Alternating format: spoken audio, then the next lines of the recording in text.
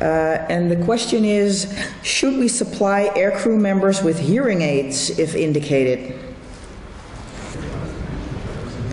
And while you're still punching in your answers, I want to introduce to you Lieutenant Colonel Andreas Knoeffler from the German Air Force Institute of Aviation Medicine, who will talk to you about hearing aids in aircrew members. And 73% of the people think that we should give them. So I can go home now. No? We're going to see if we can improve that. Thank you. Yes, I want to prove what you voted. My popular scientific talk is about modern hearing aids in aircrew members, a process between reality and vision. Next slide. Next slide, please. The structure of my talk, first a short introduction, the own data of our institute. I want to show you the actual modern types of hearing aids which were used today and this time. The aeromedical challenge with a patient with hearing aids and some examples from our institute and my vision. Next slide. Next slide. When you know this guy on the left side, I think there's no doubt to supply him with glasses, and those cool glasses he's wearing there. There's no objection to do this, but supplying him with hearing aids, it could be a stigma not only for the pilot, perhaps also for the flight surgeons, and to convince you to, if necessary, supply him with hearing aids. That's why I'm standing here. Next slide, please. Not only Tom Cruise is the topic, also there are many famous people who are wearing hearing aids. For instance, you know him, Sir Winston. In 1948 he was wearing hearing aids, and he had a special idea in the House of Parliament when he didn't agree with the arguments of the Labour Party. He stand up, opened his jacket, put out his hearing aid and switched it off. So, and the other problem we had with the hearing aids was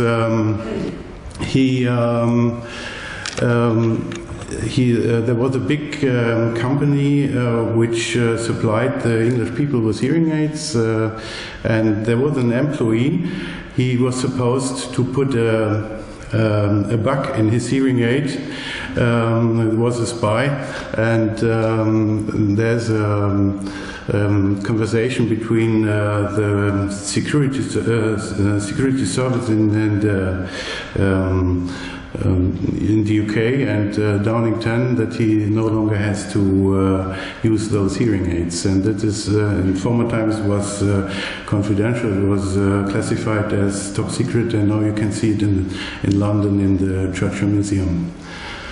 But nevertheless, we want to talk about the normal use of hearing aids, and next slide, please. I want to present you our own data. Next slide. We have up to as of January 2012, we have 2,332 pilots with flight physical, pilots, co-pilots, and weapon system officers. And as you can see here, about nearly 4% would have a benefit in using hearing aids, and but only 4% of them, of the 88 persons, were supplied with hearing aids. And what is interesting, only 3% needs a waiver concerning hearing loss. The reason I explain later on. And compared to the normal population in Germany, there would be 12% have a benefit using hearing aids, and 36% have indeed hearing aids. So there's a big gap between our clients and the normal population in Germany, and I think we should work on it. Next slide, please. And as you can see here, the majority are the helicopter pilots. We have to focus the helicopter pilots who should use hearing aids. And you can explain it. The majority of the pilots in general are helicopter pilots in the Federal Armed Forces, and they are normally older than the other pilots, and they have more flying hours. And that's the reason why the focus has to be on the helicopter pilots. Next slide, please. So in general, treatment with hearing aids can never be indicated too early, only too late in the worst case. And to prove it, there was done many research concerning the central auditory system. You only have to look at the peripheral auditory system, but using hearing aids, you can improve the central auditory performance. Next slide. We talk about immediate early genes, and there was research which proved that acoustic stimulation could change synapses and nerve cells. They change in volume and in topographic arrangement and in dendritic growth. And next slide, please. You can see it in color. They made research on white star rats, and you can see, I take the laser pointer. No, please go back, please. Yes. And you can see here, it's a colliculus inferior of the white star rat. And it's an important structure of the central auditory system, because there's a crossing between left and right, and there you generate your directional hearing. And when you stimulate the rats with acoustic stimulation, the coloring of the system increases. So it could proved by this investigation that there is an effect on acoustic stimulation. Next slide. Now I want to introduce you to the modern types of hearing aids. Next slide, please. There are two big groups, hearing aids which could support the peripheral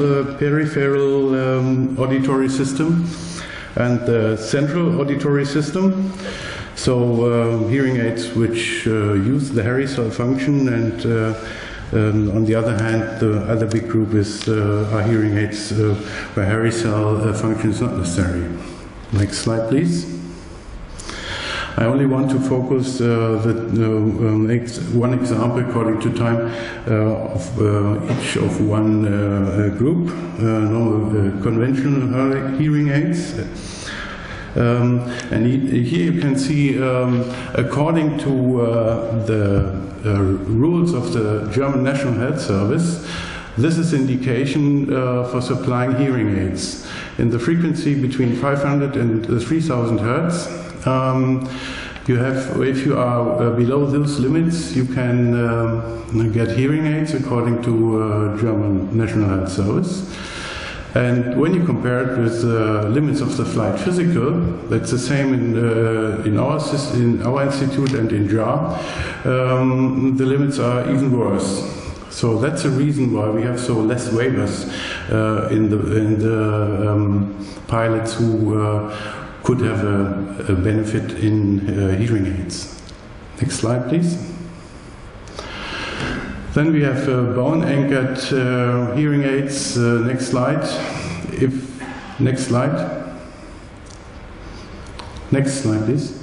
It's fitted like this. You use it when you have severe middle ear dysfunction, and you only have to use the bone conduction. And normally, if you need this system, there is no flight physical possible. Next slide.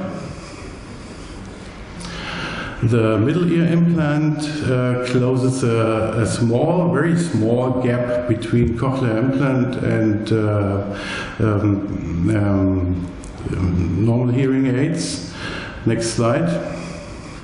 You have a small vibrant coil in the, which is fitted in the ossicle chain, and that could enforce the sound transmission to the inner ear. But it's a very small gap between cochlear implant, and you have to have a severe hearing loss to use this. And some guy thinks that the indication is very doubtful of using these systems. Next slide. Then the most important thing in this group, in this big group, is our cochlear implants. Next slide. The function of the cochlear implant, I want to explain.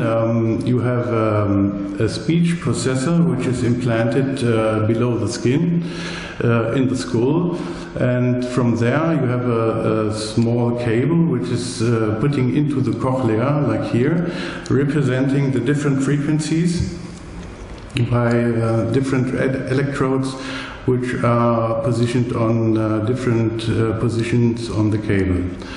And then you have a transducer coil outside of the skin, and before this you have the microphone, similar to a hearing aid, and the signals were transmitted by the transducer coil into the speech processor, into the cochlea. Next slide. So what are the indications for a cochlear implant? In general, no usable residual hearing, that's obvious. You have to have a good function of the central auditory system. The auditory nerve must work, and the central auditory system, the brain, must work. And normally you have the clients are postlingual deaf pilots or people with severe hearing loss. And the indication is a sudden and progressive deafness, and you have to support them as early as possible. And they might have a residual hearing, but this couldn't be used. And the other big group are mostly children. They also have to be served as early as possible. Next slide, please. As you can see here, the electrodes in the different position of the cochlea. Next slide. Next slide. A special solution which is invented in the last time was a so-called hybrid supply. Next slide. When you have a residual hearing ability in the lower frequencies, you can combine the conventional hearing aid with a cochlear implant. It's a so-called electroacoustic stimulation. And you have here the coil of the cochlear implant representing the support in the higher frequency, and here the normal hearing aid for the lower frequency. Next slide. In very less cases, it could be used a so-called auditory brainstem implant in special cases when you have problems with the auditory nerve, for instance, Morbus Recklinghausen, when you can't use the auditory nerve by acoustic neuronuma on both sides, you can use the auditory brainstem implant. Next slide. As you can see here, it is placed in the cerebellopontine angle, and but there are only few cases. Next slide. What about the aeromedical challenge? Next slide. Let's talk about first about the speech audiometry. If hearing loss is detected outside the required limits, we have to perform a sufficient speech audiometry in typical cockpit noise surroundings. But we can do this. We can put them all in the cockpit.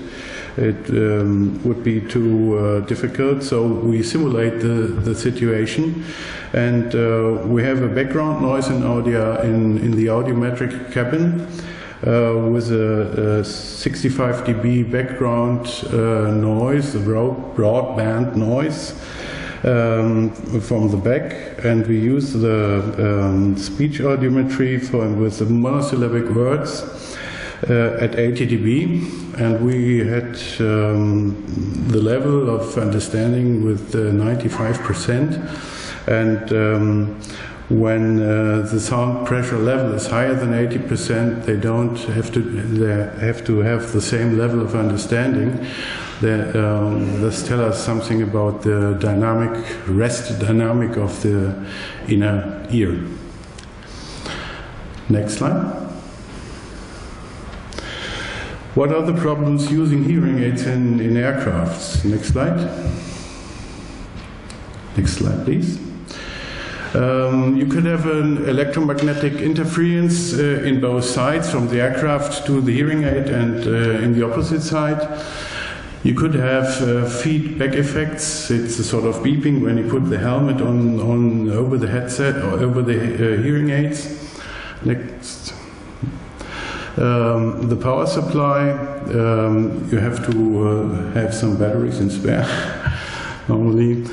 The fitting under the helmet, the mechanical fitting under the helmet could occur problems. And according to supply glasses, you should have a system in spare, which could be very expensive. Next. The speech-noise ratio could be a problem, because you have in the hearing aids you have an automatic gain control, and when the noise is too loud, then you have a cutoff in the hearing aid. So in general, but outside of the cockpit, pilots should have hearing aids if indicated. I think you agree. You agreed before. And next. Using them in the aircraft is normally not necessary, and a good alternative would be to use active noise reduction headsets. Next, some examples and a vision. Next.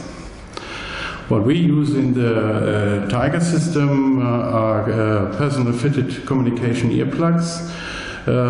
Normally they are nothing else than hearing aids. You have a autoplastic, you have a loudspeaker in there, and the advantage of those systems are you have a ideal separation between noise and speech, and we should have it in every aircraft, I suppose, but normally at the moment we only use it in the Tiger system. Next slide. That's a solution for the flight surgeons, for older flight surgeons, by the way. Next slide. And now I want to introduce you to a special case. We have a 50-year-old onboard mechanic of the helicopter CH-53 with 2,500 flying hours. And he had a lateral skull base injury in the left ear after a motorcycle accident in June 2009. And unfortunately, after that, he had an inflammation of the right inner ear by virus. And so you can see here, it's his audiogram. And he was supplied with conventional hearing aids at the right ear and cochlear implants on the left ear. 1.5 years later. Next slide. So you can see here the speech audiometry. The right ear is merely a little bit better, but the left ear is very worse, very bad. So there you have the indication. Next slide. And what we did, we tried to check the noise spectrum of the CH-53 and implanted it in and recorded it on a disc and put the disc into the audiometric cabin. And in the next step, we adapted the cochlear implant to this noise spectrum. Next slide, please. As you can see here, this is the electrical impedance of the different electrodes in the cochlear implant, and we adapted like nearly similar to the optician, better so or better so. And then we made a field test outside on the field. Next slide, please. Next slide. We use an adapter. We have to adapt the intercom to the cochlear implant, and that is normally no problem. Today, cochlear implant you can connect with iPhones and music and TV. It's no challenge today. And this is the adapter between the ICOM and the cochlear implant. And we can remove the headphones on the left side because he doesn't use them. And then, as you can see here, we have the coil. Next slide, yes, it's okay. You can see the coil here. Here's the microphone, and the electrical signals were transduced to the coil into the speech processor, and then you can see it. And so it's fitting under the helmet system, and here you have the plug for the intercom. Next slide. And we check different situation. As you can see here, we are not allowed to fly with him because at first we have no certificate for airworthiness for the cochlear implant. It's obvious, and the adapter system. And on the other hand, he has no flight physical. So we could also take him as a passenger at this time. But we are able to use the full power on ground of the aircraft, of the helicopter, and then we checked in a practical way how he was able to understand the orders of the pilots and co-pilots. Next slide. And this is what you can see here. It's only a field trial. We are just at the beginning because we don't have so many cochlear implant aspirants, as you can imagine.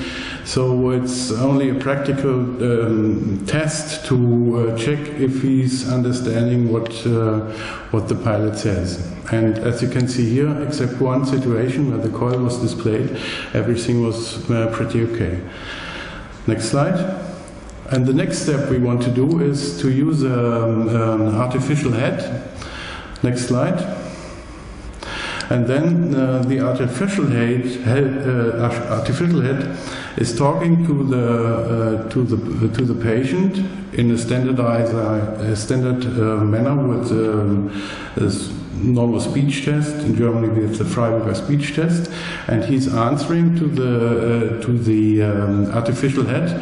He has a voice recorder in the body of the artificial head, and though we can test him under standard conditions, and we can check it afterwards in the lab what are the results of hearing ability of the test person. So I think that's the end of my talk, and feel free to give me some questions. Thank you.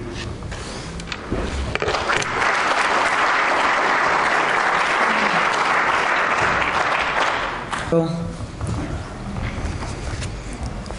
before you had a 73% true. Well, there is some change. Good.